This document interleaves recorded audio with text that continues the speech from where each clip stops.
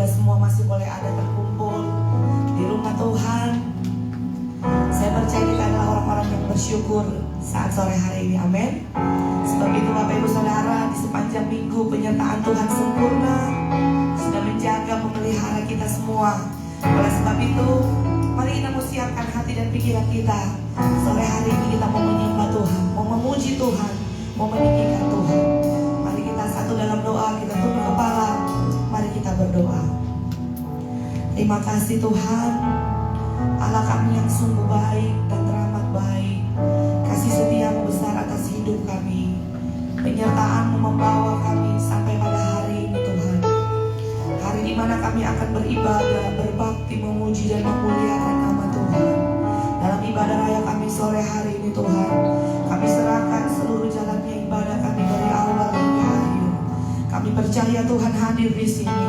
Roh Kudus ada di sini. Roh Kudus menjamah dan melawat setiap kami Tuhan. Kami datang mau membawa korban syukur kami, pujian kami, penyembahan kami kepadamu. Engkaulah pusat pujian kami, Engkaulah pusat penyembahan kami Tuhan. Sebab itu kami percaya biar urapan kuasa-Mu memenuhi kami. Kami percaya dengan iman tidak ada kuasa lain di tempat ini. Hanya ada otoritas kuasa Roh Kudus memenuhi tempat ini, memenuhi hati kami semua. Sehingga kami bebas untuk memuji dan mempermuliakan nama Tuhan. Dan kami percaya darah Kristus sudah menyucikan kami, sudah menguduskan kami, sudah melayakkan kami Tuhan.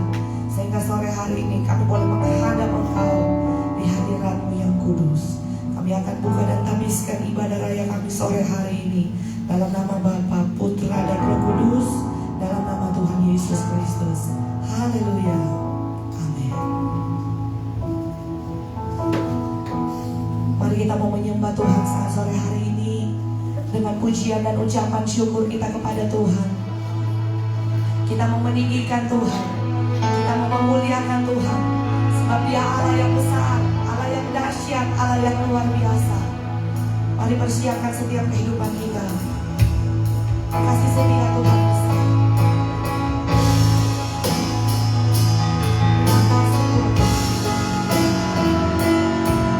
Mari fokuskan setiap hati pikiran kita di tempat ini. Meninggikan Engkau Tuhan.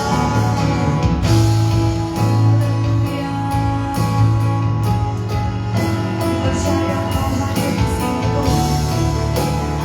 Di sepanjang hidup kami Tuhan. Oh Allah.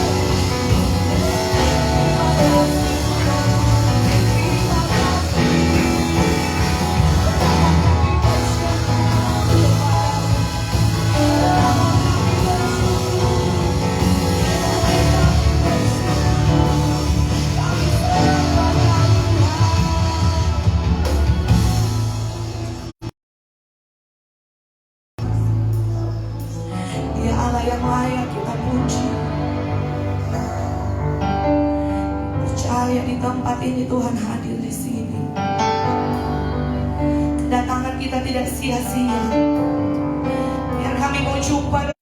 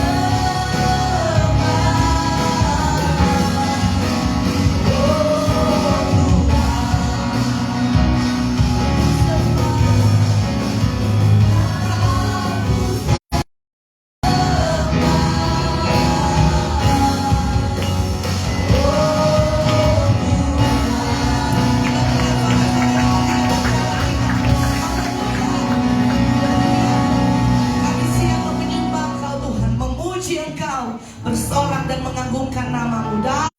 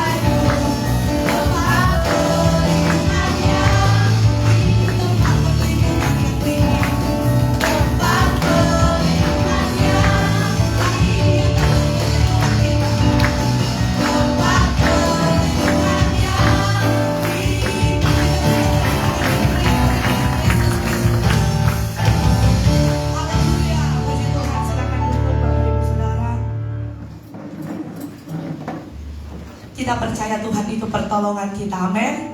Tidak ada pertolongan di tempat yang lain, hanya ada di dalam Yesus. Saat ini kita mau persiapkan hati dan pikiran kita.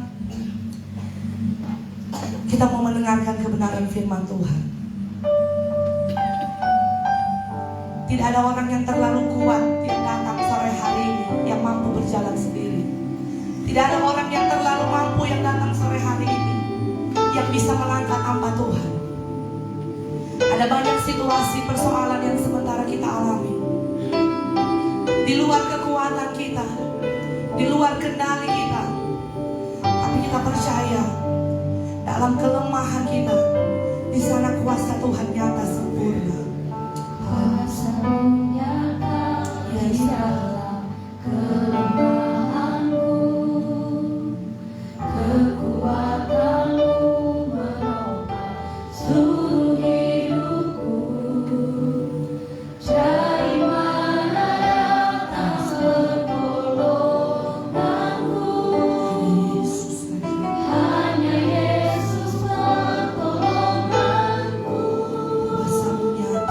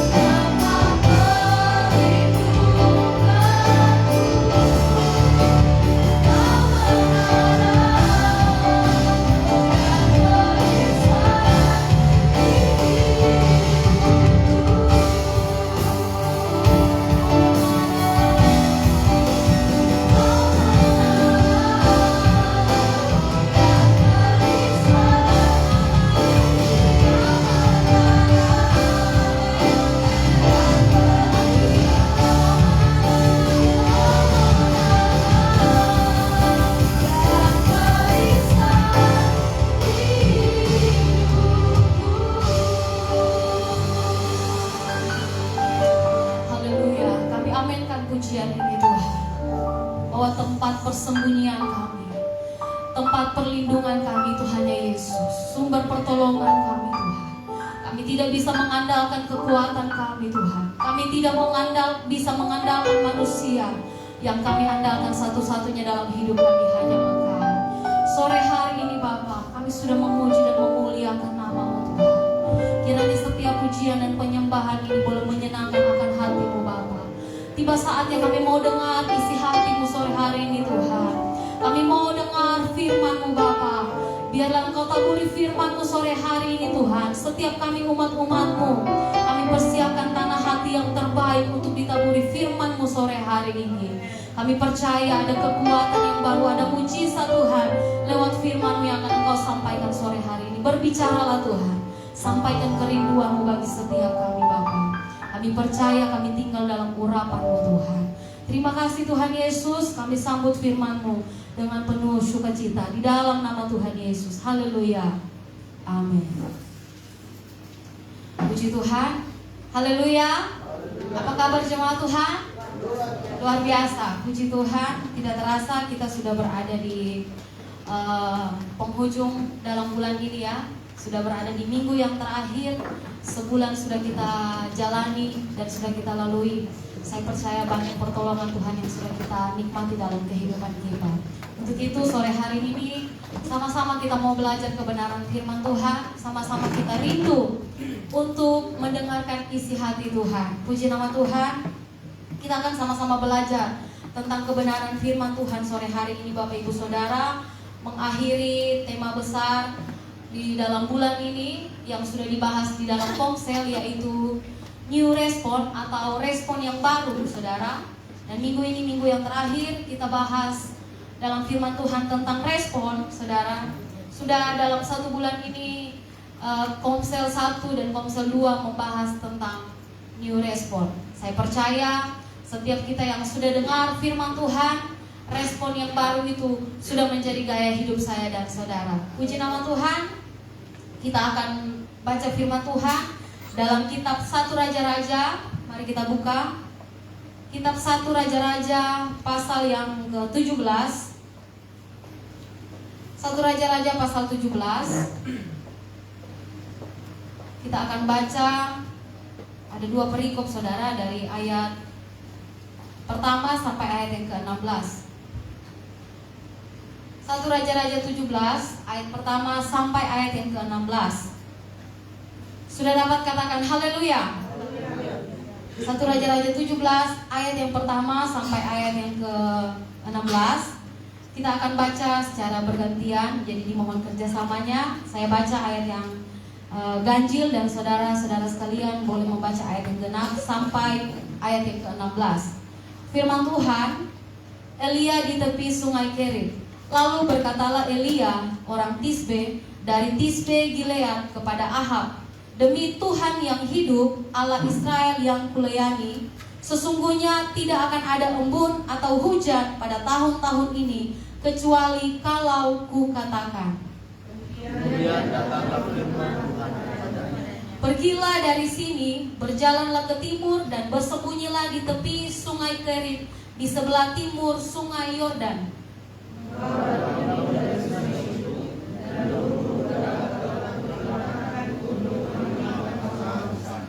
Lalu ia pergi dan ia melakukan seperti firman Tuhan. Ia pergi dan diam di tepi sungai Kerit di sebelah timur sungai Yordan.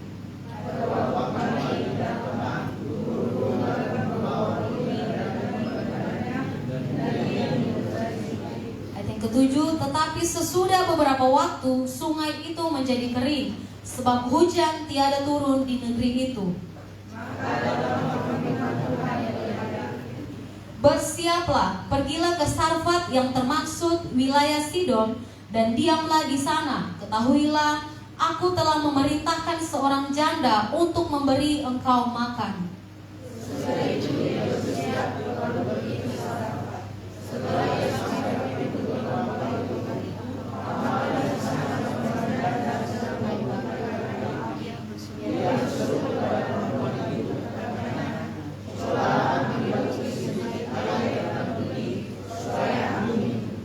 Ketika perempuan itu pergi mengambilnya, ia berseru lagi, "Cobalah ambil juga bagiku sepotong roti."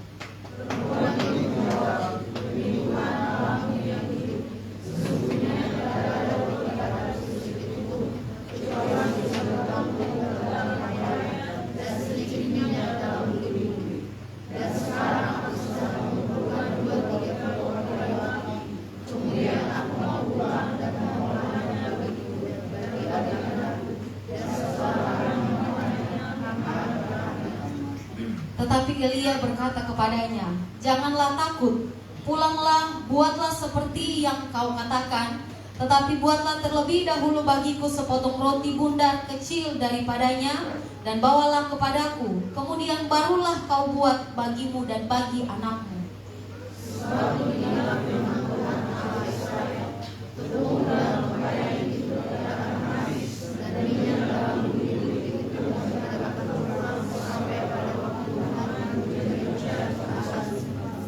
Lalu pergilah perempuan itu dan berbuat seperti yang dikatakan Elia. Maka perempuan itu dan dia serta anak perempuan itu mendapat makan beberapa waktu lamanya.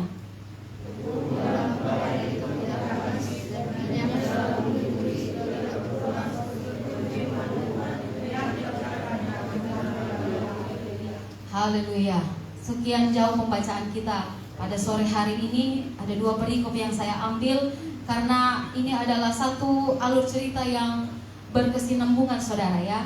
Jadi yang perikop pertama, Elia berada di tepi sungai Kerit, dan perikop yang kedua, Elia dan janda di Sarfat. Seperti yang sudah saya katakan tadi, bahwa saya akan masuk dalam tema yaitu respon yang baru.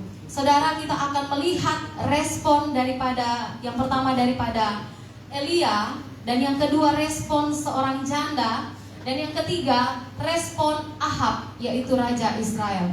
Saudara, latar belakang daripada 1 Raja-Raja pasal yang ke-17 ini, kalau kita baca beberapa pasal sebelumnya, dalam masa kepemerintahan Raja Salomo, raja yang penuh dengan hikmat, raja yang diberkati Tuhan dengan sangat melimpah, saudara. Di mana waktu dia di masa kepemimpinannya, di akhir kepemimpinannya, Salomo gagal dipimpin oleh Tuhan. Haleluya. Jadi waktu Salomo masih memerintah pada waktu itu, saudara, di pasal yang dalam 1 Raja-Raja di pasal yang ke-11, saya ceritakan sedikit latar belakangnya, saudara.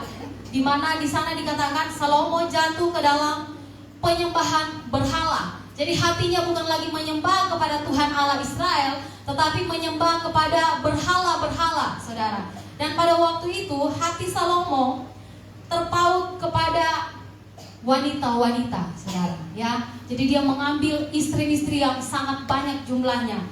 Dan di 1 Raja-Raja pasal yang ke-11, Allah sudah menegaskan di sana, ada peringatan yang sudah Allah berikan bagi Salomo, bahwa Tuhan menyampaikan kepada Salomo, dia tidak boleh bergaul dengan perempuan-perempuan Moab, Amon, Edom, Sidon, dan Het. Bukan hanya Salomo, tetapi bagi seluruh bangsa Israel, umat-umat Israel pada waktu itu. Allah memberi peringatan bagi Israel, janganlah kamu bergaul dengan mereka, dan mereka pun janganlah bergaul dengan kamu. Sebab sesungguhnya mereka akan mencondongkan hatimu kepada Allah-Allah mereka. Tetapi ternyata hati Salomo telah terpaut kepada mereka dengan cinta. Jadi dia mencintai perempuan-perempuan ini dan juga mencintai Allah-Allah lain, saudara. Dan ini sangat mendukakan hati Tuhan. Jadi di akhir kepemerintahan Raja Salomo, ternyata dia gagal dipimpin oleh Tuhan, saudara. Raja yang penuh dengan hikmat, raja yang diberkati oleh Tuhan, melimpah apa yang dia miliki, saudara. Tetapi itu tidak cukup bagi Salomo. Di akhir kepemimpinannya dia justru jatuh ke dalam penyembahan berhala. Nah, ketika Salomo mati, saudara, di akhir kepemimpinannya, ketika dia mati, akhirnya kerajaan ini menjadi kacau balau. Dan di pasal yang ke-12 di sana diberi judul pecahnya kerajaan itu atau kerajaan Israel. Jadi setelah Salomo mati, Israel ini menjadi pecah, saudara. Yang sebagian dipimpin oleh anaknya, yaitu Rehabeam, saudara. Anaknya pun sama melakukan hal-hal yang dilakukan oleh ayahnya, yaitu Salomo, melakukan dosa. Jadi pada waktu itu ada kerajaan Israel, Dan ada kerajaan Yehuda dipimpin oleh Rehabeam, anak daripada Salomo. Dan kedua kerajaan ini benar-benar hidup jauh daripada Tuhan. Mereka tidak lagi menyembah kepada Allah Israel, tetapi menyembah kepada Allah-Allah yang lain. Ya, silih berganti raja-raja yang ada pada waktu itu, baik raja kerajaan Yehuda dan juga kerajaan Israel, Bapak Ibu Saudara. Ya, ada beberapa nama raja-raja yang dituliskan dalam pasal-pasal berikutnya, Bapak Ibu Saudara. Kita bisa baca di rumah kita masing-masing. Ada raja-raja Israel, ada raja-raja Yehuda, dan mereka ini semuanya hidupnya jauh daripada Tuhan, tidak lagi menyembah, tidak lagi taat dan setia kepada Tuhan. Dan masuk di pasal yang ke-16, yang memimpin pada waktu itu adalah Ahab, memimpin bangsa Israel, saudara. Di sana dikatakan dalam 1 Raja-Raja pasal 16, saudara, Ahab, orang Omri, menjadi raja atas Israel dalam tahun ke-38 zaman Asa, Raja Yehuda. Dan Ahab bin Omri memerintah 22 tahun lamanya atas Israel di Samaria. Ahab bin Omri melakukan apa yang jahat di mata Tuhan lebih daripada semua orang yang mendahuluinya. Saudara, jadi waktu Ahab memerintah pada bangsa Israel pada waktu itu, Ahab semakin melakukan hal-hal yang jahat di mata Tuhan, lebih daripada orang-orang atau pemimpin-pemimpin yang sudah terlebih dahulu mendahuluinya, saudara, pada masa itu. Ya, dari antara beberapa raja-raja ini, baik Raja Yehuda dan Israel pada waktu itu, hanya satu orang yang berkenan di hati Tuhan, yaitu Raja Asa yang memimpin kerajaan Yehuda pada waktu itu. Dia melakukan yang sebaliknya. Dia melakukan seperti apa yang dilakukan oleh nenek moyangnya itu Daud, saudara. Melakukan apa yang benar di mata Tuhan. Selain daripada itu, semua raja-raja yang ada pada waktu itu membawa bangsa Yehuda, bangsa Israel, untuk berpaut hatinya daripada Tuhan. Dan mereka membuat patung-patung, saudara, menyembah kepada Allah-Allah yang lain. Sehingga hal ini mendukakan hati Tuhan, saudara. Bukan lagi Tuhan yang disenangkan, bukan lagi Tuhan yang disembah pada waktu itu, bukan lagi Tuhan yang mereka berseru memanggil nama Tuhan, bukan lagi kepada Tuhan, tetapi kepada Allah-Allah yang lain, saudara. Jadi umat-umat Israel dan rajanya pada waktu itu tidak lagi berada di jalannya Tuhan, ya. Sehingga hati Tuhan sangat didukakan dengan perbuatan mereka ini, baik perbuatan Israel maupun raja-raja yang memimpin pada waktu itu. Dan di pasal yang ke-17 ini, Elia tampil berbeda. Haleluya. Di pasal yang ke-17 ini, Elia tampil sebagai orang yang taat kepada Tuhan, sebagai orang yang merespon perkataan Tuhan, ya. Kita melihat di ayat yang pertama tadi dalam pasal 17, Elia ini yang pertama, ya saudara, pelayanan pertama Elia yaitu bernubuat terhadap pemerintahan Raja Ahab. Jadi Allah menyampaikan firman-Nya kepada Elia, sehingga dia berani untuk datang kepada seorang raja yang bernama Ahab pada waktu itu. Dan dia datang jumpai Ahab bukan dengan perkataan yang menyenangkan, saudara. Ya, dia datang jumpai Ahab bukan dengan nubuat yang menyenangkan telinga Ahab pada waktu itu. Dia berkata kepada Ahab, demi Tuhan yang hidup, Allah Israel yang kulayani, sesungguhnya tidak akan ada embun atau hujan pada tahun-tahun ini, kecuali kalau kukatakan, saudara. Dan dia berani memperkatakan firman Tuhan, dia berani memperkatakan apa yang menjadi isi hati Tuhan, sekalipun pada waktu itu mungkin nyawanya itu menjadi taruhannya, Bapak Ibu Saudara. Dia harus datang menghadap raja, seorang raja yang ganas, yang jahat. Dan Ahab ini, saudara, dia menikahi Tuhan, saudara, membuat patung-patung dan mereka menyembah kepada patung itu, saudara. Ya, di sana dikatakan, kemudian ia membuat mezbah untuk Baal itu di kuil Baal yang didirikannya di Samaria. Tidak cukup itu, saudara. Sesudah itu Ahab membuat patung Asyera, saudara. Dan mereka menyembah, membawa bangsa Israel untuk jauh daripada Tuhan. Sehingga di pasal 17 Elia tampil. Dan di ayat pertama, saudara, Elia menghadap kepada Ahab, saudara. Saya yakin dan percaya Elia ini hanyalah seorang yang biasa, saudara, ya. Elia ini tidak punya kuasa, tidak punya kekuatan sama sekali, tapi dia berani untuk memperkatakan firman Tuhan pada waktu itu, di tengah-tengah banyaknya orang Israel yang tidak percaya lagi kepada Tuhan. yang tidak menyembah lagi kepada Tuhan. Tetapi Elia berani tampil dan dia mempertahankan kebenaran dalam hidupnya. Haleluya. Di ayat yang kedua, setelah dia jumpai Ahab dan dia menyampaikan nubuatnya bahwa selama beberapa tahun tidak akan ada embun atau hujan, saudara. Ya, jadi berita yang dia sampaikan kepada Ahab bukanlah berita yang menyenangkan telinga Ahab. Dan tentunya ini akan membuat Ahab sangat-sangat marah pada waktu itu.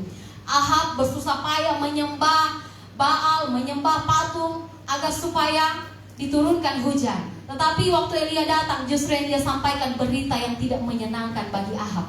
Nah, saudara, di ayat yang kedua, Tuhan berfirman lagi kepada Ahab. Kemudian datanglah firman Tuhan kepadanya. Pergilah dari sini, berjalanlah ke timur, dan bersembunyilah di tepi sungai Kerit di sebelah timur sungai Yordan, saudara. Ya, jadi setelah Elia menjumpai Raja Ahab, saudara, Elia ini sesungguhnya sementara dipersiapkan Allah, ya, untuk dia tampil di atas Gunung Karmel mengalahkan nabi-nabi Baal pada waktu itu.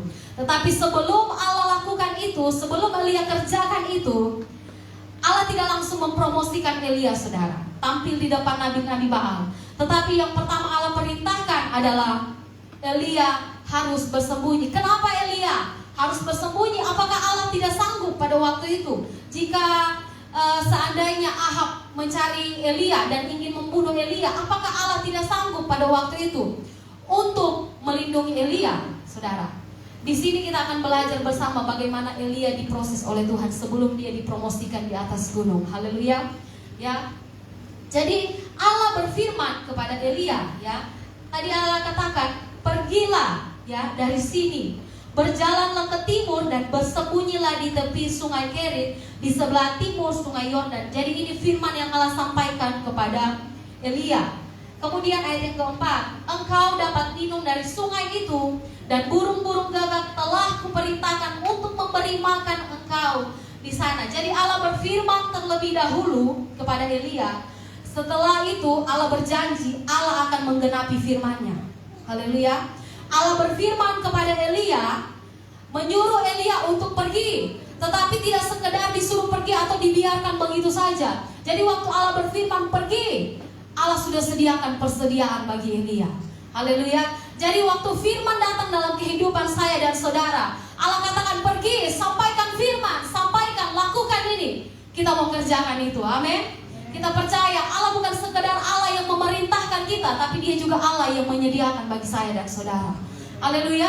Elia diperintahkan untuk pergi pada waktu itu, saudara. Mungkin Elia ini secara fisik, secara kekuatannya dia tidak mampu. Kenapa dia harus pergi jauh-jauh? Dan sungai yang Allah pilih adalah sungai Kerit. Kenapa bukan sungai Yordan, saudara, yang lebih populer, yang lebih terkenal, airnya yang jauh lebih banyak? Hanya sungai Kerit, saudara. Ya. Tetapi Elia melakukan perintah Tuhan, ya. Elia melakukan sesuai dengan perkataan Tuhan. Tidak ada protes, tidak ada komplain kepada Tuhan. Ya, ada berapa banyak mungkin di antara kita ada hal-hal yang Tuhan perhadapkan dalam kehidupan saya dan saudara, dan Tuhan perintahkan kita untuk pergi, keluar, sampaikan firman, jadi berkat, berkati orang banyak, maka kita mau kerjakan itu karena itu adalah perintah Tuhan. Haleluya. Nah, kemudian di sini mengapa harus sungai Kerit, saudara? Seperti saya katakan tadi, bukan sungai Yordan. Saudara, sungai Kerit ini adalah sungai yang tidak begitu besar, sungai kecil yang bermuara pada sungai Yordan, dan termasuk juga sungai musiman, ya. Jadi musiman dia, kadang dia mengalir, kadang dia kering, kadang dia mengalir, kadang dia kering. Tidak pasti, saudara, ya. Tidak seperti sungai Yordan. Kenapa Allah lebih memilih sungai Kerit untuk Elia tempati bersembunyi, saudara, ya? Dan kenapa Allah memerintahkan Elia untuk pergi ke sungai di tengah-tengah musim kekeringan yang melanda pada waktu itu? Semua bangsa mengalami musim kekeringan, mengalami tidak pernah lagi mengalami musim hujan karena penghukuman yang Allah berikan, saudara. Jadi waktu Allah sampaikan penghukumannya bagi orang-orang Israel, bagi Raja Ahab pada waktu itu, bukan hanya orang Israel yang menikmati yang dihukum oleh Allah, tetapi Elia juga merasakan kekeringan itu, saudara, ya. Tetapi Allah perintahkan dia untuk pergi ke sungai Kerit. Saudara, Allah menempatkan Elia bukan di tempat yang enak atau mudah. Sebab di sanalah Elia dipisahkan oleh Allah dan dimurnikan oleh Allah. Haleluya. Ada proses yang dihadapi oleh Elia ketika dia berada di tepi sungai Kerit ini, Tuhan, saudara. Ya, sungai Kerit, di mana di sana Elia hanya seorang diri. Tidak ada siapa-siapa, saudara, temannya. Dia berjalan ke sana seorang diri.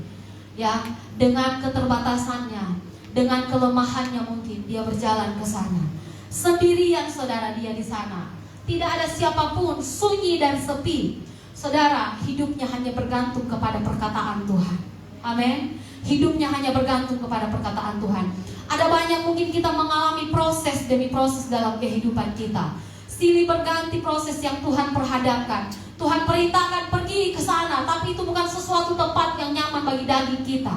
Tapi kita mau kerjakan itu karena kita tahu ada janjinya menanti saya dan saudara. Elia, saudara, tanpa dia bertanya kepada Tuhan, tanpa dia protes kepada Tuhan, dia berjalan ke sungai Kerit, saudara. Seorang diri di sana. Kadangkala, saudara, ada waktu-waktu di mana kita dibiarkan Tuhan menghadapi sesuatu itu hanya sendirian. Amin. Karena di sana kita akan mengalami Tuhan secara pribadi. Haleluya. Elia mengalami Tuhan di sana, saudara. Jadi waktu Tuhan berfirman, Tuhan juga menyediakan persediaan bagi Elia. Jadi di sini, saudara, momen waktu Elia berada di sungai Kerit, di sana hanya ada dia dengan Tuhan, hanya ada Elia dengan Tuhan. Ada momen-momen di mana seringkali dalam hidup ini tidak bisa kita andalkan suami kita, istri kita, siapapun, teman-teman kita. Kita hanya sendiri, saudara, tidak berdaya. Hanya ada saya dengan Tuhan, hanya ada kita dengan Tuhan. Amin. Tetapi di sana kita pasti mengalami Tuhan. Seperti Elia, saudara. Dia tidak mengandalkan kekuatannya, tidak mengandalkan siapapun. Tetapi di sana dia menikmati Tuhan. Dia bergantung sepenuhnya hanya kepada Tuhan. Saudara, kesunyian seringkali Tuhan pakai untuk mempersiapkan kita. Amin. Kesunyian seringkali, masalah seringkali Tuhan pakai, kekeringan, musim kering dalam hidup saya dan saudara, seringkali Tuhan pakai untuk mempersiapkan saya dan saudara. Hati dan hidup kita diasah untuk hati. Dia lakukan firman, baru dia nikmati janji Tuhan. Seringkali mungkin kita, saudara, bagian kita mau melakukan firman, kita enggan. Ya, kita dengan apa yang Tuhan mau. Kalau Tuhan katakan pergi, Tuhan katakan sampaikan, jadi berkat di sana, tolong orang banyak, bantu orang yang kesusahan, saudara. Maka kita mau kerjakan itu. Kalau Tuhan katakan tinggalkan perbuatan dosa, kita mau lakukan itu. Amin. Bagian janji Tuhan itu bagian Tuhan yang mau genapi. Haleluya. Nah, kemudian, saudara, jadi Elia ini dipersiapkan Allah untuk tampil di atas Gunung Karmel, saudara. Ada 450 Nabi Baal yang harus dihadapi Elia. Dan sebelum Elia tampil di atas gunung, dia terlebih dahulu diproses oleh Tuhan di tepi sungai Kerit. Ya, kemudian kita lanjut, saudara. Ya, engkau dapat minum dari sungai itu, dan burung-burung gagak telah kuperintahkan untuk memberi makan engkau di sana. Lalu ia pergi dan ia melakukan seperti firman Tuhan. Ia pergi dan diam di tepi sungai Kerit, di sebelah timur sungai Yordan. Pada waktu pagi dan petang, burung-burung gagak membawa roti dan daging kepadanya, dan ia minum dari sungai itu. Saudara, ada dua macam persediaan yang Allah berikan bagi Elia ketika Elia berada di tepi sungai Kerit. Yang pertama, supranatural provision atau persediaan, saudara, yang Allah berikan secara supranatural, dan itu hanya mujizat Allah yang Allah bisa kerjakan. Amin. Ya, roti dan daging dari gagak, seekor burung liar, saudara. Entah bagaimana dan dari mana burung gagak ini mendapatkan roti dan daging di tengah-tengah musim kekeringan pada waktu itu. Ini jawabannya hanya Tuhan yang tahu. Amin.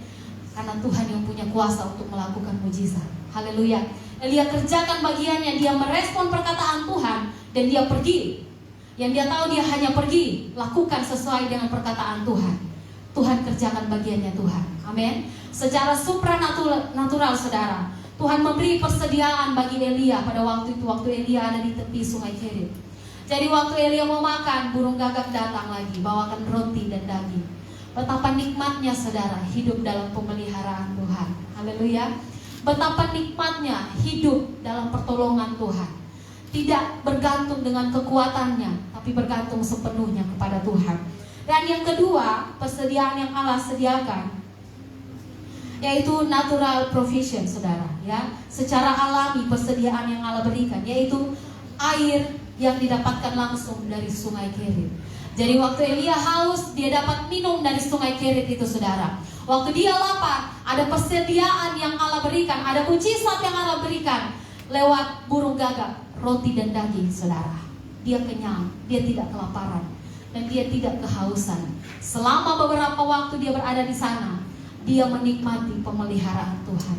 Masihkah kita meragukan pemeliharaan Tuhan dalam kehidupan saya dan saudara? Elia dipelihara Tuhan dengan luar biasa, ya. Apalagi saya dan saudara. Haleluya. Sampai detik ini tidak pernah Tuhan biarkan saya dan saudara sendirian. Walaupun banyak musim kering yang saya dan saudara lalui, tapi puji Tuhan, kasih sayang Tuhan, berkat Tuhan terus melimpah dalam kehidupan saya dan saudara. Katakan amin. Haleluya, ya. Kemudian saudara, lanjut di perikop yang selanjutnya, ayat yang ke-7. Jadi setelah Elia menikmati pemeliharaan Tuhan dengan burung gagak membawakan roti dan daging dan juga air yang ada di tepi sungai Kerit pada waktu itu, ayat yang ke-7 saudara, tidak cukup lama saudara, hanya beberapa waktu. Tetapi sesudah beberapa waktu, sungai itu menjadi kering sebab hujan tiada turun di negeri itu. Kita tahu bersama saudara, mengalami musim kekeringan. Tidak ada hujan saudara. Mungkin kalau hanya 1 bulan tidak hujan masih mending saudara. 1 tahun tidak hujan, bayangkan saudara. Bagaimana orang-orang yang bekerja di kebun, seorang petani saudara, bergantung hidupnya kepada apa yang mereka kerjakan saudara. 1 tahun tidak hujan. Dan penghukuman yang Allah berikan saudara, kurang lebih selama 3 tahun mereka tidak mengalami musim hujan saudara. Semua negeri dilanda oleh kelaparan, kekeringan pada waktu itu. Dan Elia pun mengalami hal yang sama, tidak luput dari prosesnya Tuhan. Ya, ayat yang ke-7, sungai itu menjadi kering. Kita garis bawahi, ya, sungai itu menjadi kering, saudara. Di sini saya garis bawahi ada sesuatu yang saya tangkap, saudara, bahwa ketika sungai itu kering, ada masa di mana kita tidak boleh berdiam terlalu lama dalam sebuah kenyamanan. Amin. Ada masa di mana kekeringan melanda hidup kita. Tuhan tidak biarkan kita berdiam terlalu lama di kenyamanan kita, di tempat yang basah, selamanya tempat yang basah. Haleluya. Kalau mungkin Elia pada waktu itu Tuhan biarkan berlarut-larut menikmati pemeliharaan Tuhan, mungkin dia akan merasa nyaman saudara sebagai manusia biasa, ya. Jadi ada masa sungai kering, ya. Ada masa sungai dalam kehidupan kita menjadi kering. Yang tadinya mengalir dengan deras, saudara, tiba-tiba harus kering. Tuhan harus stop, harus berhenti. Karena kenapa? Ada masa di mana Tuhan tidak mau kita diam, tinggal di tempat yang nyaman. Amin. Ya. Jadi sungai Kerit itu menjadi kering, ya. Elia, saudara, tidak dibiarkan Tuhan untuk tinggal pada kenyamanannya pada waktu itu. Tuhan izinkan musim kering supaya dia tidak hanya diam di pinggir sungai Kerit dan menikmati tempat yang basah pada waktu itu, saudara. Menikmati makan daging dan roti, ya. Siapa yang tidak enak, saudara? Tidak perlu cari makanan. Nanti kalau lapar ada burung gagak datang antarkan makanan, ya. Enak, saudara, tinggal di pinggir sungai, ya, dipelihara oleh Tuhan. Tetapi Tuhan tidak izinkan itu berlangsung dengan lama, saudara. Kenapa, saudara? Justru di tempat kering seringkali, di musim-musim kering, di musim-musim susah dalam hidup saya dan saudara, justru di sana kita mengalami penyertaan Tuhan. Amin. Kita mengalami pertolongan Tuhan, mengalami mujizat Tuhan, saudara. Ya, jadi seringkali hal-hal yang tidak terduga terjadi dalam kehidupan saya dan saudara. Silih berganti pergumulan dalam kehidupan saya dan saudara. Sudah setia kita kepada Tuhan, kita katakan, Tuhan, apalagi Tuhan? Saya sudah setia beribadah, sudah setia mengiring Tuhan, sudah setia melayani Tuhan sekian tahun lamanya. Tapi kenapa hidup saya masih susah? Kenapa saya seperti ini? Belum ada jalan jalan yang Tuhan beri, belum bisa keluar dari masalah ini, tetap tinggal di sana. Sebab Tuhan mau tunjukkan mujizatnya dalam kehidupan saya dan saudara. Amin. Tinggal dalam lingkaran waktunya Tuhan, saudara. Seperti Elia, ya. Kemudian ketika dia mengalami musim kering, datang lagi firman Tuhan. Jadi firman Tuhan berfirman lagi kepada Elia. Maka datanglah firman Tuhan kepada Elia, bersiaplah, pergi ke Sarfat yang termaksud wilayah Sidon, dan diamlah di sana. Ketahuilah, aku telah memerintahkan seorang janda untuk memberi engkau makan. Ya, saudara, perintah Tuhan yang kedua, Tuhan suruh lagi Elia bersiap. Jadi Tuhan suruh lagi Elia bersiap, pergi, saudara. Dari tepi sungai Kerit tadi Elia lagi harus berjalan. Ya, ini perintah Allah yang kedua, firman yang Allah sampaikan kepada Elia, menyuruh Elia pergi yang kedua kalinya. Ya, tidak berhenti di situ, saudara. Allah menyuruh Elia harus berjalan dari sungai Kerit ke wilayah Sarfat, daerah Sidon, saudara. Saudara, saya baca jarak dari yang ditempuh oleh Elia pada waktu itu dari sungai Kerit menuju ke Sarfat, saudara, kira-kira 120 sampai 150 km. Ya. Di tengah-tengah musim kering, Allah suruh lagi dia berjalan.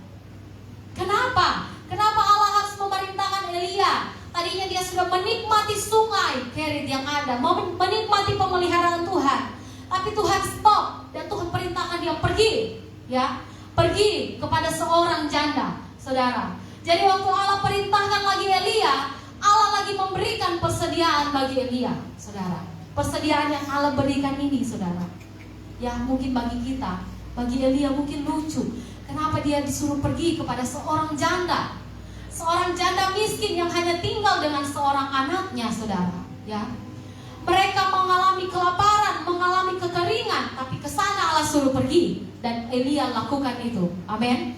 Kemanapun Allah perintahkan saya dan saudara, apapun yang Allah perintahkan untuk saya dan saudara kerjakan, kerjakan bagian saya dan saudara. Maka sisanya Allah yang mengerjakan. Ya. Jadi persediaan Allah bagi Elia adalah seorang janda Sarfat yang miskin. Nah, saudara, di sana tadi kita baca Sarfat ini termasuk wilayah Sidon. Kalau yang kita baca tadi di pasal 11, di mana kejatuhan daripada Salomo, Allah memperingatkan dengan keras Salomo dan juga bangsa Israel untuk tidak bergaul dengan beberapa orang yang Allah sebutkan, dan termasuk wilayah Sidon. Ya, Allah sudah memberi peringatan, jangan bergaul dengan mereka. Mereka adalah orang-orang yang menyembah kepada Baal. Tetapi ke sana juga Allah perintahkan Elia untuk pergi. Amin. Kenapa, saudara? Ada tujuan ilahi yang Allah mau kerjakan dalam kehidupan Elia. Haleluya. Ada misi ilahi yang Allah siapkan bagi Elia di sana, saudara. Seharusnya kalau Allah mau menolong Elia, ya, kalau Allah mau menunjukkan kekuasaannya, bisa dia pakai orang mungkin yang kaya, saudara. Agak mendinganlah sedikit dari seorang janda ini. Sudah janda ini susah, berkekurangan, kelaparan, mengalami musim yang kering, tapi ke sana Allah perintahkan ada misi ilahi yang Allah pakai bagi Elia. Dan harus dia genapi, harus dia kerjakan di sana, saudara. Dan di sini saya mencatat bahwa seseorang, Allah tidak memerintahkan seseorang dan Allah tidak menciptakan seseorang tanpa tujuan ilahi dalam hidupnya. Amin. Allah tidak menciptakan saya dan saudara, dan Allah tidak memerintahkan saya dan saudara untuk melakukan firman. Allah tidak sekedar hanya menyuruh kita lakukan ini, lakukan ini, lakukan ini, tanpa tujuan ilahi dalam kehidupannya. Amin. Ada tujuan ilahi dalam hidup saya dan saudara. Ya. Jadi ini yang Allah sementara mau sampaikan, Allah sementara ajarkan kepada Elia, Bapak Ibu Saudara sekalian, ya. Janda Sarfat dan anaknya, saudara, tidak termaksud sebagai umat atau bangsa pilihan Allah, ya. Tetapi di sana Allah menunjukkan kemahakuasaannya. Oke. Dari Sidon, Ahab mengambil istri yang bernama Isabel, ratu yang sangat jahat dan menimbulkan sakit hati Allah. Ya, tetapi dari Sidon juga Allah dipermuliakan. Amin. Kita lihat, saudara. Jadi ketika Allah memerintahkan, Elia langsung bergegas pergi. Sesudah itu ia bersiap lalu pergi ke Sarfat. Setelah ia sampai ke pintu gerbang kota itu, tampaklah di sana seorang janda sedang mengumpulkan kayu api. Ia berseru kepada perempuan itu, katanya, "Cobalah ambil bagiku sedikit air dalam kendi, supaya aku minum." Ya. Kemudian perempuan itu, saudara, ayat ke-11, ketika perempuan itu pergi mengambilnya, jadi Elia berjalan dari tepi sungai Kerit menuju ke Sarfat. Dia masuk di pintu gerbang kota itu, dan dia melihat seorang janda sedang mengumpulkan kayu api, saudara. Ya, ketika dia melihat seorang janda ini, Elia tidak menyapanya dan langsung memberkati janda ini, saudara. Terlebih dahulu Elia sampaikan, ya, yang dia katakan bahwa cobalah ambil bagiku sedikit air. Bisa kita bayangkan betapa haus dan laparnya Elia pada waktu itu, saudara. Dia berjalan, saudara, dari sungai Kerit, dari tepi sungai Kerit yang sudah mengering. Dia pergi ke Sarfat. Betapa lapar dan hausnya dia, sehingga ketika dia melihat janda itu, dia langsung berkata kepada janda itu, "Coba." Ya, orang-orang sekarang, saudara, kalau ketemu dengan orang yang baru dikenal, tiba-tiba dia suruh kita, "Coba minta ini, coba ambilkan saya ini." Kita pasti, siapa ini orang? Siapa dia ini? Ya. Tetapi kita melihat respon dari janda ini, saudara, ya. Jadi yang pertama tadi respon Elia, bahwa dia belajar setia dari perkara yang kecil. Amin. Belajar taat di tengah-tengah musim kering, dan memegang teguh firman, dan bersyukur di setiap persediaan yang Allah berikan, ya. Kemudian kita melihat respon janda ini. Ketika perempuan itu pergi mengambilnya, ini Elia berseru lagi, "Cobalah ambil juga bagiku sepotong roti." Jadi ini sementara ini perempuan mau mengambilkan mungkin segelas air bagi Elia pada waktu itu, saudara. Dia mau mengambilkan minum bagi Elia. Elia berkata lagi, "Cobalah ambil juga bagiku sepotong roti." Belum selesai yang satu, ya, air. Dia minta lagi yang lain, saudara, ya. Mungkin kalau janda pada waktu itu dia berpikir, tapi dia ini adalah seorang janda yang sudah dipersiapkan Allah untuk menolong Elia. Amin. Dan Elia juga dipersiapkan Allah bagi janda ini untuk menolong janda ini, saudara. Jadi keduanya sama-sama dipersiapkan oleh Allah, ya. Allah tidak sembarangan memilih umatnya, amin. Allah tidak sembarangan memilih umatnya, saudara. Pada waktu itu Allah tidak sembarangan memilih seorang janda ini, karena ada maksud dan tujuan Tuhan, ya. Ayat 12, perempuan itu menjawab, "Demi Tuhan Allahmu yang hidup, sesungguhnya tidak ada roti padaku sedikit pun, kecuali segenggam tepung dalam tempayan dan sedikit minyak dalam buli-buli. Dan sekarang aku sedang mengumpulkan 2-3 potong kayu api. Kemudian aku mau pulang dan mengolahnya bagiku dan bagi anakku. Dan setelah kami memakannya, maka kami akan mati." Jadi saudara, di kalimat yang terakhir, "maka kami akan mati." Jadi kehidupan janda ini seakan-akan dia berada sudah paling titik rendah dalam hidupnya, saudara. Dia pasrah dengan keadaannya. Yang dia tahu persediaannya itu hanya tinggal sedikit, segenggam tepung dan sedikit minyak dalam buli-buli, saudara, ya. Hanya itu yang dia miliki. Dia mau makan berdua dengan anaknya saja tidak cukup. Datang Elia lagi minta makan, saudara, ya. Nah, kemudian di ayat yang ke-13, janda ini Elia berkata, tetapi Elia berkata kepadanya, "Janganlah takut, pulanglah, buatlah seperti yang kau katakan. Tetapi buatlah lebih dahulu bagiku sepotong roti bundar kecil daripadanya, dan bawalah kepadaku, kemudian barulah kau buat bagimu dan bagi anakmu." Jadi yang Elia sampaikan kepada janda ini, buat saja itu roti, ya. Tetapi yang harus makan terlebih dahulu, yang harus dilayani terlebih dahulu adalah Elia, ya. Jadi baru kemudian, baru janda dan anaknya ini, saudara, ya. Dengan segenggam tepung, 3 orang mau makan, saudara. Apakah itu cukup? Ya. Tuhan sanggup memakai kekurangan seseorang untuk memberkati orang lain. Amin. Tuhan sanggup memakai hidupmu dalam kekurangan sekalipun untuk engkau jadi berkat di luar sana. Amin. Segenggam apapun yang engkau miliki, terlebih, saudara, kita punya iman kepada Tuhan. Genggam itu dengan kuat, pegang itu dengan kuat, maka pasti kita menikmati janji dan mujizat Tuhan, ya. Jadi janda ini, dia sampaikan dulu isi hatinya. Dia bilang, "Tuhan, demi Tuhan Alam yang hidup, tidak ada roti padaku sedikit pun, yang ada hanya tepung, ya. Kalaupun dia kasih makan Elia, dia berpikir setelah itu, saudara, dia akan mati bersama dengan anaknya. Kalaupun Elia tidak makan dan hanya janda itu yang makan dengan anaknya, saudara, tetap dia berpikir dia akan mati. Jadi dia berada di paling bawah dalam kehidupannya, saudara. Dia berada dalam titik rendah dalam kehidupannya, dan dia pasrahkan kehidupannya. Kalau mau mati, mati, ya. Posisi janda pada waktu itu, saudara, ya. Kemudian, tetapi Tuhan mengutus Elia ke sana kepada seorang janda ini, bukan untuk sekedar makan dan minum dan beristirahat, ya, tapi untuk jadi berkat di sana. Amin. Harus jadi berkat. Amin. Katakan samping kiri kananmu, harus jadi berkat. Haleluya. Kalau saya dan saudara sudah menikmati berkat Tuhan, harus jadi berkat, ya. Mungkin ada orang datang memerlukan pertolongan, kita pun dalam keadaan sulit, saudara. Kita pun dalam keadaan sementara tidak punya, ya. Kita dalam keadaan kekurangan. Kemudian Tuhan perhadapkan, datanglah orang memerlukan bantuan kita, dan hanya kita mungkin pada waktu itu yang Tuhan percayakan untuk menolong dia. Maka kerjakan itu. Amin. Tuhan tidak pernah kekurangan cara untuk memberkati saya dan saudara, ya. Respon janda ini, saudara, kita melihat di ayat yang ke 15, ya. 15 kita loncat. Lalu pergilah perempuan itu dan berbuat seperti yang dikatakan Elia. Maka perempuan itu dan dia serta anak perempuan itu mendapat makan beberapa waktu lamanya. Amin. Jadi perempuan itu pergi, ya. Setelah Elia berfirman, Elia katakan, Tuhan katakan tidak akan habis tepung, ya. Tidak akan habis tepung dan minyak itu dalam beberapa waktu lamanya. Saudara, mungkin pada waktu itu janda ini akan bertanya, bagaimana bisa, ya? Bagaimana mungkin, ya? Siapa Anda bisa berkata seperti itu?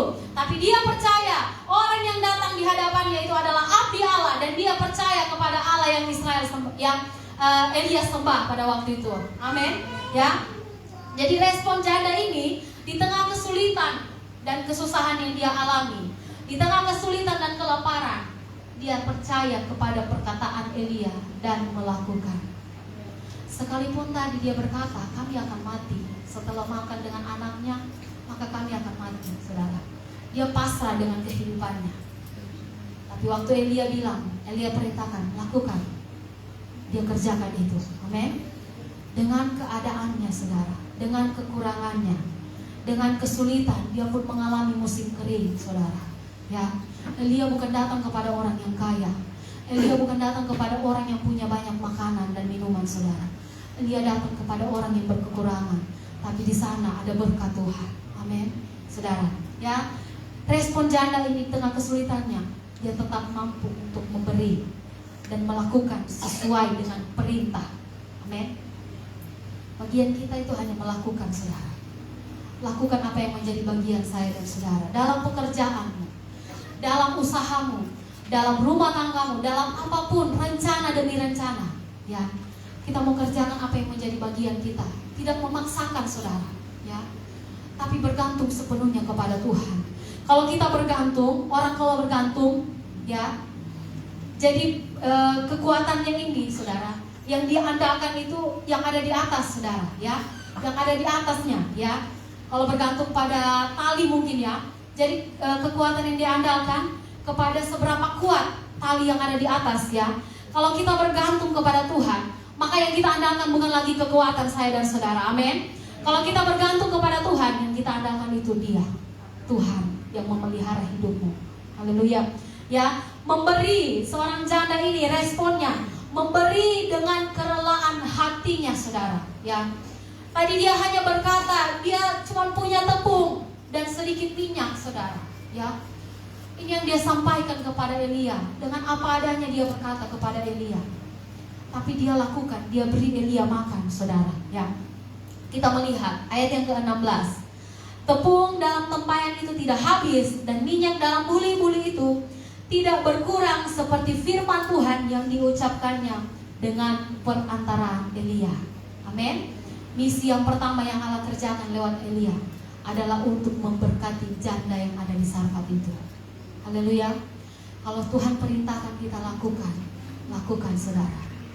Mungkin, bukan mungkin, tapi pasti ada misi yang Tuhan percayakan untuk kita kerjakan. Ya, seringkali kita diperhadapkan, saudara, dengan hal-hal yang demikian. Ya, kita dalam kesulitan, mengalami kekeringan, mengalami masalah, tekanan. Lalu datang lagi orang, sama, ya. Orang datang meminta pertolongan, saudara. Dia tidak tahu kita ini justru lebih berat lagi masalah yang kita tanggung, lebih berat lagi. Tapi di sana Tuhan tuntut kita untuk jadi berkat, memberkati sesama kita. Haleluya. Dalam kelebihan kita, dalam kekurangan kita, dalam keadaan apapun, Tuhan mau kita mengerjakan misi Tuhan. Ya. Jadi kita melihat memberi dengan kerelaan hatinya, saudara. Ya. Misi yang pertama Allah kerjakan bagi janda ini dan juga lewat Elia adalah memberkati janda yang ada di Sarfat itu. Kita melihat mujizat yang pertama Allah lakukan bagi janda ini. Tepung dalam tempayan itu tidak habis, dan minyak dalam buli-buli itu tidak berkurang, seperti firman Tuhan. Ya, secara ajaib, secara luar biasa, mujizat Tuhan adakan. Mujizat yang pertama Allah kerjakan bagi Elia ketika dia berada di tepi sungai Kerit. Ya, secara supranatural Allah lakukan mujizatnya. Dia beri Elia makan. Mujizat yang kedua Allah lakukan bagi seorang janda ini, saudara. Tidak pernah habis, tidak pernah berkekurangan. Pemeliharaan Tuhan itu sempurna. Amin. Ya. Kemudian, saudara, ini sebenarnya sampai ayat yang ke-24, saudara. Secara singkat, ya. Jadi setelah janda ini memberi Elia ini makan, maka mujizat yang pertama terjadi atas kehidupan janda ini. Tetapi di ayat yang ke-17, saudara, sesudah itu anak dari perempuan pemilik rumah itu jatuh sakit, dan sakitnya itu sangat keras sampai tidak ada nafasnya lagi. Kemudian waktu perempuan ini lihat anaknya, saudara, tiba-tiba tidak bernafas. Ya, sedih, seorang janda, seorang ibu, hanya anaknya yang dia miliki, anaknya yang paling berharga pada waktu itu yang dia miliki. Dia mati. Ya. Setelah dia melakukan apa yang diperintahkan Elia, dan dia mengalami mujizat yang pertama, anaknya mati, saudara. Kemudian ayat 18, kata perempuan itu kepada Elia, apakah maksudmu datang kemari, ya abdi Allah? Singgahkah engkau kepadaku untuk mengingatkan kesalahanku dan untuk menyebabkan anakku mati? Ayat 19, kata Elia kepadanya, berikanlah anakmu itu kepadaku. Elia mengambilnya dari pangkuan perempuan itu dan membawanya naik ke kamarnya di atas dan membaringkan anak itu di tempat tidurnya. Sesudah itu ia berseru kepada Tuhan, katanya, ya Tuhan Allahku, apakah engkau menimpakan kemalangan ini atas janda ini juga, dan yang menerima aku sebagai penumpang dengan membunuh anaknya?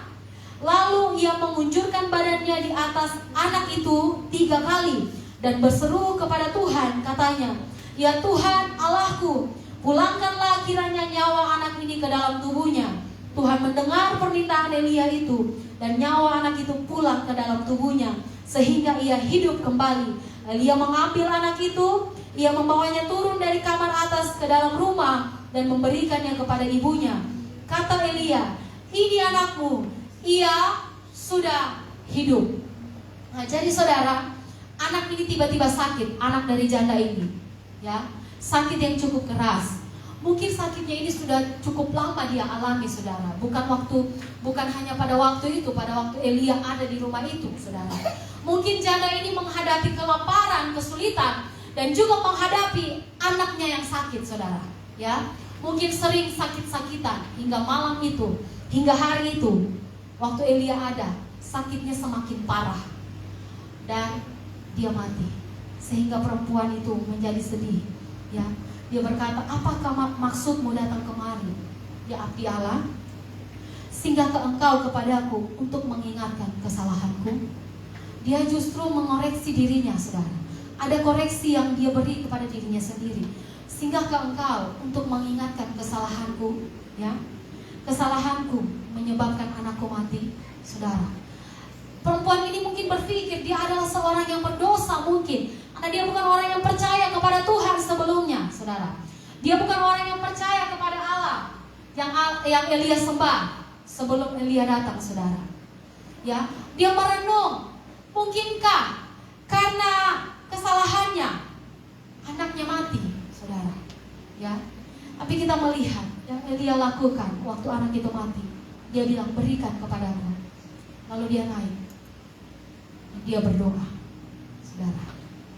Dia berdoa bagi anak ini. Dan kita melihat mujizat yang kedua bagi seorang janda ini terjadi. Anaknya itu hidup kembali. Amin. Anaknya hidup dan sembuh dari penyakitnya, saudara. Ya, bisa kita bayangkan, seandainya Tuhan tidak mengirim Elia kepada seorang janda ini selamanya akan kelaparan dan mungkin akan mati dengan anaknya. Tapi Tuhan kirim Elia menolong janda dan anaknya ini. Haleluya. Mungkin kita tidak bisa memberi, saudara. Dalam kekurangan kita tidak ada yang bisa kita beri. Yang bisa kita lakukan apa? Mendoakan mereka. Amin. Mendoakan suamimu, mendoakan istrimu, mendoakan anak-anakmu, saudara. Bawa mereka, bawa suami dan istrimu, bawa keluargamu untuk datang kepada Tuhan. Amin.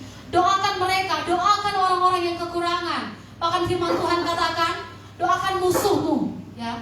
Orang-orang yang mungkin tidak senang dengan kehidupanmu, orang-orang yang mungkin mengutukmu, orang-orang yang mungkin menyakitimu, doakan mereka. Amin. Pasti Tuhan kerjakan mujizat yang luar biasa. Jadi saudara, respon dari janda ini ketika dia melihat bahwa tepung dan minyak itu tidak habis, ya, dia percaya kepada Tuhan. Terlebih waktu anaknya hidup kembali, dia memuliakan Tuhan, ya.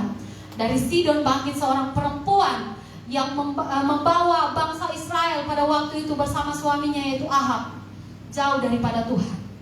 Tetapi dari Sidon juga Allah dipermuliakan. Amin. Jiwanya diselamatkan.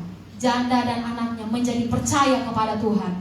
Bukan orang yang terhitung, saudara. Bukan orang yang termaksud sebagai umat atau bangsa pilihan Allah. Tapi kesana Allah perintahkan Elia. Dan keselamatan terjadi bagi janda dan seorang anak ini, saudara.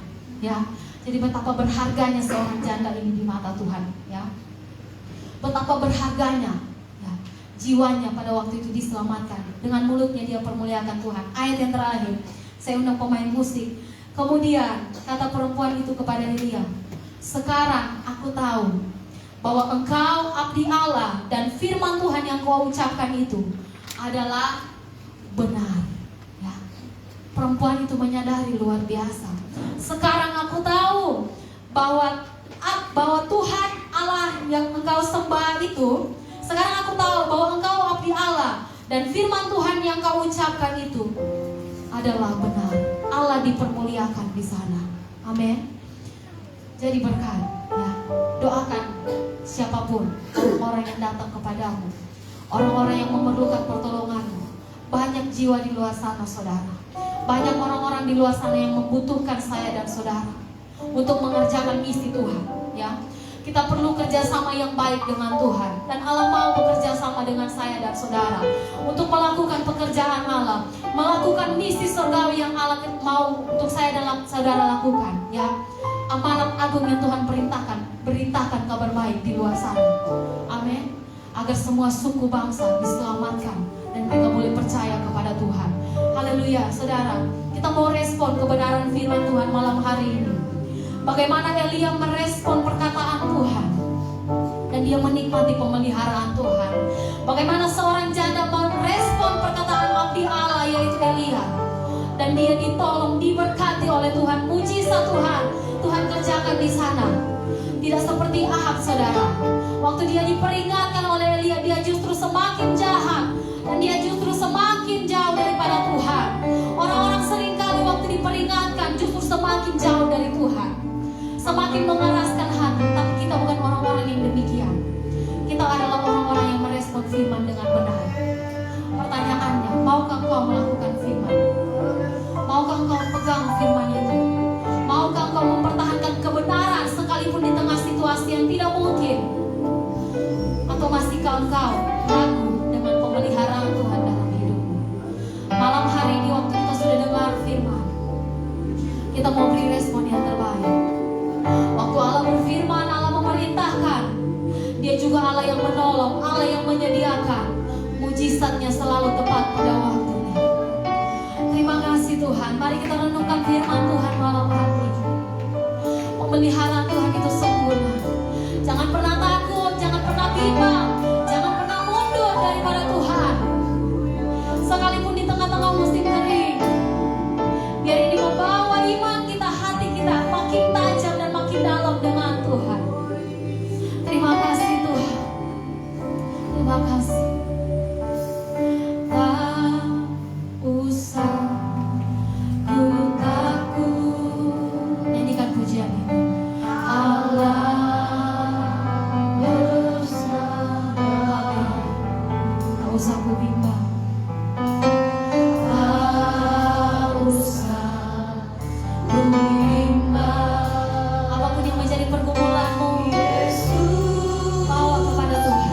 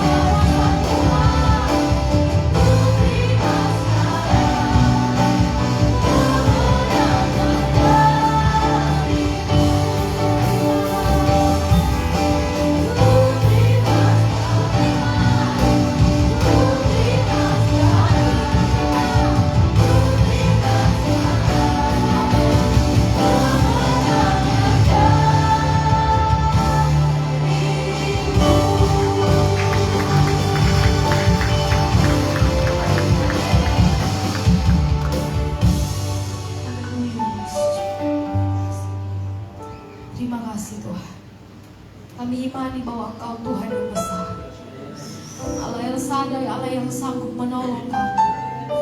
Kau menyertai kehidupan kami Tuhan. Kami tidak takut, kami tidak bimbang Tuhan. Apapun musim hidup yang Tuhan izinkan untuk kami lalui, kami berjalan bersama dengan Engkau. Kami pegang firman-Mu malam hari ini yang sudah kami dengarkan. Biarlah respon kami adalah respon yang benar Tuhan. Terima kasih Bapa yang baik. Terima kasih Tuhan. Berkat yang luar biasa sudah kami nikmati lewat kebenaran firman. Kami percaya kami pulang dari tempat ini membawa berkat dan sukacita yang luar biasa daripada Tuhan. Bahwa kemenangan sudah menjadi milik bahagia kami. Terima kasih Tuhan. Terima kasih Tuhan Yesus. Kami bangga Tuhan punya Tuhan yang besar, Tuhan yang ajaib dan luar biasa dalam hidup kami. Terima kasih buat kebenaran firman. Meteraikan kebenaran firman Tuhan. Hamba-Mu terbatas menyampaikan, tapi biar Roh Kudus-Mu terus mengingatkan bagi setiap kami Tuhan. Kami terus berpegang teguh pada kebenaran firman. Terima kasih Tuhan. Saat ini Tuhan, kami mempersiapkan kehidupan kami. Kamu mau memberi korban persembahan bagi-Mu. Kami tahu segala sesuatu yang kami miliki dalam hidup kami asalnya daripada Engkau Tuhan. Segala berkat sudah Engkau beri dalam hidup kami. Maka malam hari ini Tuhan, maka malam hari ini kami mau beri yang terbaik bagi pekerjaan di tempat ini. Kami siap memberi korban persembahan. Terima kasih buat kebenaran firman. Mengucap syukur dalam nama Tuhan Yesus. Haleluya. Amin. Puji Tuhan. Tuhan Yesus memberkati hamba-Nya yang sudah memberkati kita dengan firman yang luar biasa. Urapan baru Tuhan gantikan. Saatnya kita akan memberikan korban persembahan. Yang pertama akan dijalankan, yang kedua kita bawa di depan, dimulai dari sebelah kiri saya dan dilanjutkan dari sebelah kanan saya. Kita naikkan satu pujian, bagaikan Raja Wali. Puji Tuhan.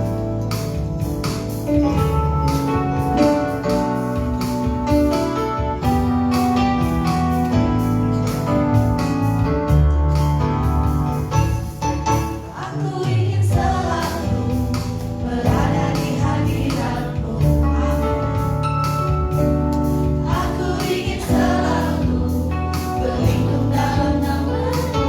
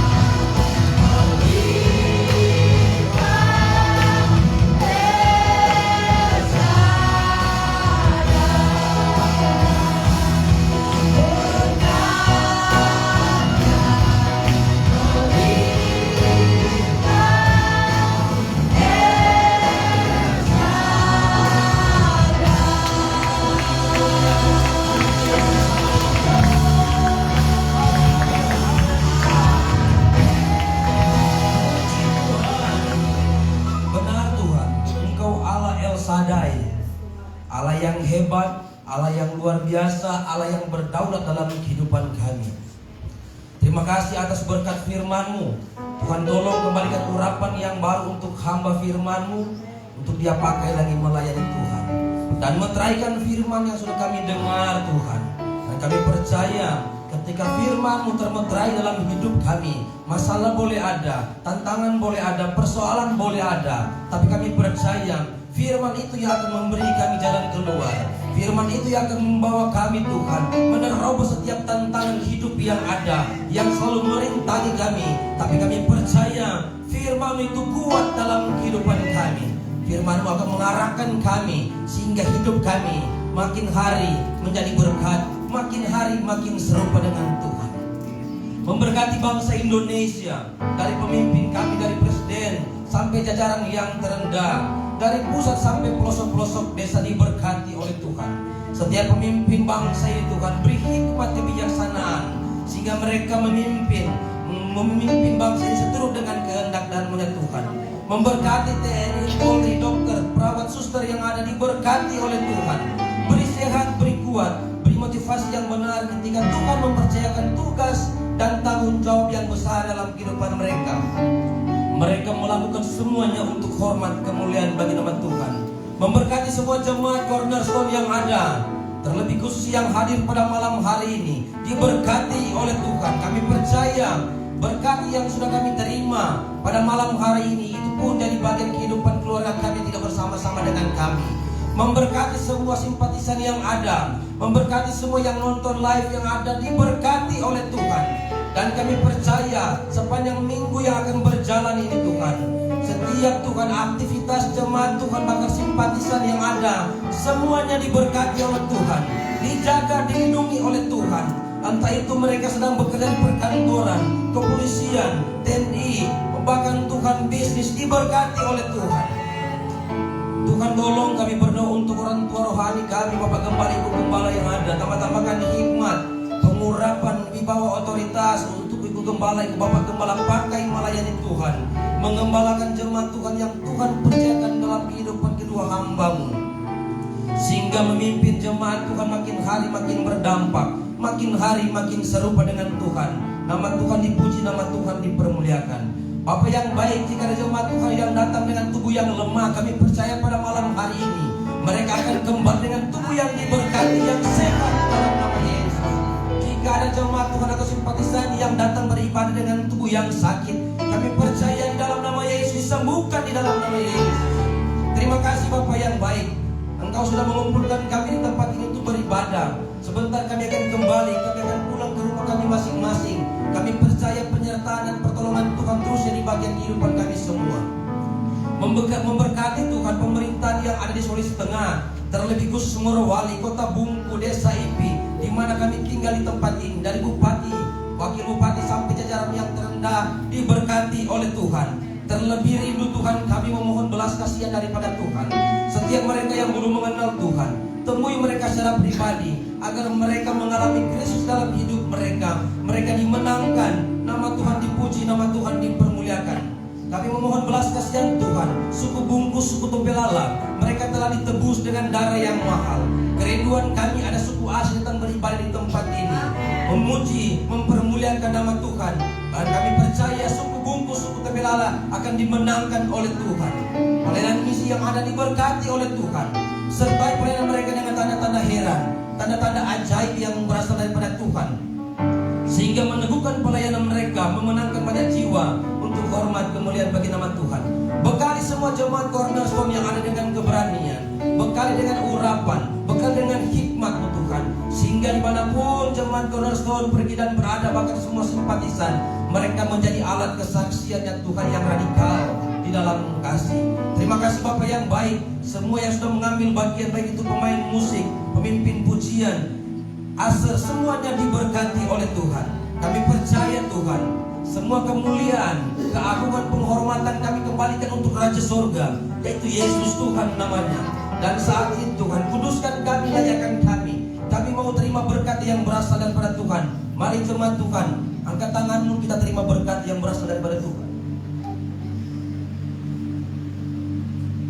Dengar dan perhatikan dengan baik. Tuhan Yesus berada di depanmu, sedang menuntun engkau. Dia berada di belakangmu, mendorong menyambung engkau. Dia berada di samping kiri kananmu, menjaga dan memelihara engkau. Dia berada di atasmu, memberkati engkau. Dia berada di bawahmu, menjaga engkau jangan sampai kau jatuh tergeletak. Terima berkat yang besar ini, berkat kekuatan, sukacita dan damai sejahtera, berkat kesehatan, berkat panjang umur, berkat keselamatan, berkat Abraham, Ishak, Israel tercurah atas hidup dia semua. Terlebih khusus berkat rohani, yaitu pengenalan akan Tuhan, sehingga makin hari kita semua makin menjadi berkat, makin hari kita berdampak, makin hari kita makin serupa dengan Tuhan. Terimalah berkat yang besar ini di dalam nama Bapa dan Putra dan Roh Kudus, dalam nama Tuhan Yesus Kristus yang sudah terima berkat